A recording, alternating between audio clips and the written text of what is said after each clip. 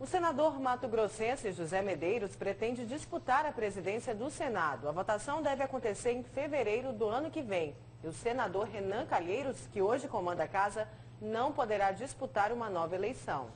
E o senador José Medeiros, que é do PSD, é o nosso entrevistado hoje aqui no Jornal do Meio-Dia. Boa tarde, senador. Boa tarde, Lúcio. Boa tarde, Nayara. Senador, o atual governador Pedro Taques, quando era senador, teve uma candidatura de protesto à presidência do Senado, enfrentando Renan Calheiros. O senhor agora também se coloca como pré-candidato à presidência do Senado. O senhor tem chances reais de ganhar essa eleição? Olha, eleição é um imponderável, né? Diz que eleição e garimpo só depois da apuração, né? A eleição lá é uma eleição secreta, ainda é na época, na cédula até, não é nem no painel. E nós estamos conversando com os senadores, mostrando que é possível a gente fazer uma administração mais democrática, questão das relatorias. A gente sente que tem uma renovação na política e que seria bom para a imagem do Senado Federal nós construirmos uma opção ali. Agora, o Senado, senador, ele tradicionalmente é uma casa mais conservadora, né? De repente, alguém com um pensamento um pouco mais liberal conseguiria emplacar essa candidatura? Na verdade, essa candidatura, na verdade, não partiu nem de mim a ideia. É um grupo de senadores que estão ali, desde o fatiamento do julgamento da presidente Dilma, que a gente começou a ver esse descontentamento, estavam procuraram o senador Garibaldi, o senador não topou, o senador Moca também não, porque é regimental. O partido com a maior bancada coloca o presidente. Mas como há esse descontentamento, eu vi que dava para construir, me chamaram e a gente está construindo a candidatura. Senador, o senhor é a favor da PEC 241, que hoje tramita no Senado como PEC 55. Por que o senhor acha que ela é alvo de tantas críticas? O senhor acha que a população ainda não entendeu direito, não precisaria ser debatida mais ainda? Na verdade é que nós não temos tempo. O partido passou por tantos anos, tantas décadas gastando mais do que arrecadava, que chegou num ponto que não dá tempo para debater mais 2, 3, 4, 5 anos.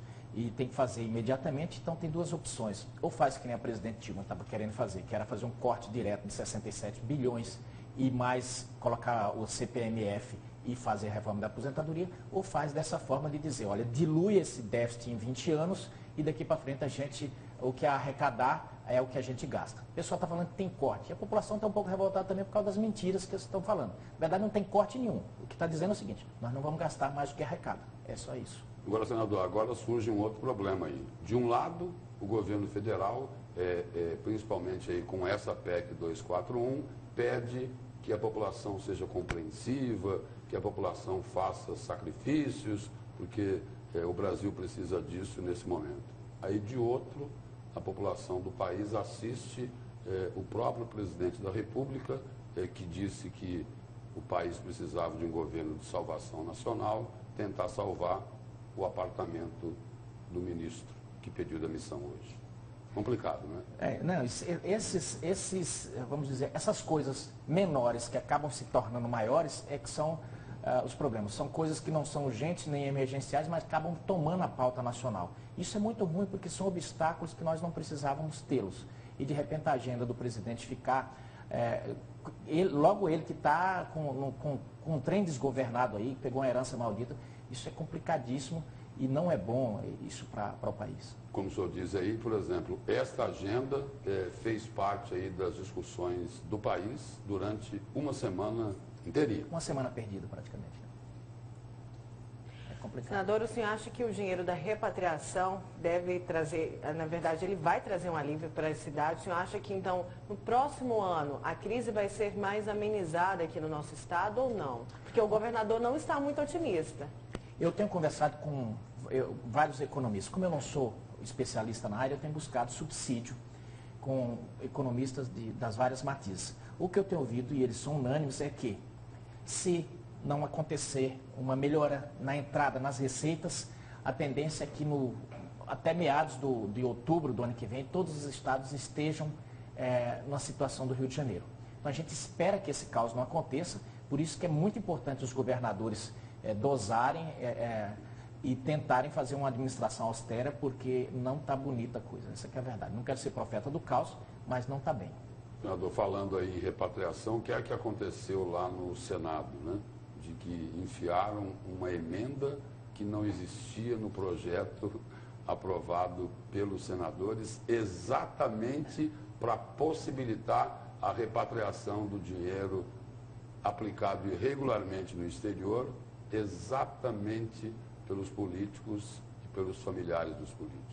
Olha, aquilo foi interessante, porque eu fiquei sabendo disso depois que eu cheguei no Mato Grosso, porque eu votei e eu até disse, olha, se fosse num outro momento, porque a gente tem que ver o seguinte, nós somos lá representantes, Lúcio. Embora eu entenda que eu sou um parlamentar, sou pobre, não tem coisa. Você é um irmão meu, é um cara rico, não tem nada a ver comigo e tem lá seus negócios. Você não pode ser prejudicado pela minha atividade parlamentar. Porém, nós não podemos deixar de observar que nesse momento nós estamos sob a égide da cultura da Lava Jato. Da cultura não, do caldo momentâneo da Lava Jato. Em que foi pego esposas, parentes de políticos. A população não quer isso. Constitucionalmente, é plenamente normal que um irmão não tenha que pagar por outro. Agora, do ponto de vista moral e que a população não quer, simplesmente a gente não quer esse dinheiro dos parentes. Então, por isso que nós não aprovamos. E de repente eu fui surpreendido, disse que o que a gente votou, empenharam o negócio, agora está lá esse imbróglio, né? Nessa crise que o país enfrenta, o senhor disse que os estados podem se igualar ao Rio de Janeiro. O senhor acha possível terminar as 40 obras inacabadas no nosso estado nos próximos anos? Vai ficar mais impossível ainda, né? Olha, eu tenho batalhado muito isso e, conjunto com outros senadores lá, nós pedimos a formação de uma comissão de obras inacabadas. Sou membro da comissão de obras inacabadas. O primeiro estado que vai ser visitado pela comissão de obras inacabadas do Senado será Mato Grosso. Porque o que acontece? Eu falei lá, talvez Mato Grosso seja o lugar mais emblemático sobre obras inacabadas. Falei, nossa capital é cortada de Várzea Grande até, enfim, toda por um elefante branco, que é o VLT. E aí, o que acontece? Eu falei, é preciso que os players nacional, que os formuladores todos vejam a necessidade da gente terminar essas obras, porque são bilhões jogados ali, bilhões que estão faltando na saúde. Então, essa comissão vem aqui e o presidente chamou a gente lá e ele fez um plano de terminar todas as obras, são quase 3.000 obras no país inteiro. De terminar essas obras, eu inclusive tenho a relação dessas obras, aqui em Mato Grosso tem várias obras, e tem esse destino. Então, há dinheiro para isso, o que a gente tem visto é que vai ter. Senador, só para a gente encerrar aí, uma outra grande polêmica essa lá na Câmara dos Deputados. Estão tentando arrumar um jeitinho de anistiar, de inocentar, né, os políticos que ao longo dos anos usaram e abusaram do Caixa 2 nas campanhas eleitorais. E aí fica claro o objetivo, né? Mais uma conspiração contra a Lava Jato. Mas interessante, essa que o senhor falou do caldo aí. Mas o interessante é a criatividade, né? Porque, na verdade, esse projeto, ele não está anistiando, ele está dizendo, ele está dizendo o seguinte, Caixa 2 é crime. Mas aonde está o pulo do gato? É que a lei brasileira diz o seguinte, a lei não retroage em prejuízo do réu. Então, quando eles aprovam dizendo, olha, Caixa 2 é crime, eles estão querendo dizer o seguinte, o que ficou para trás ficou. Então, é moral, né? Moral por quê? Porque a população não aceita.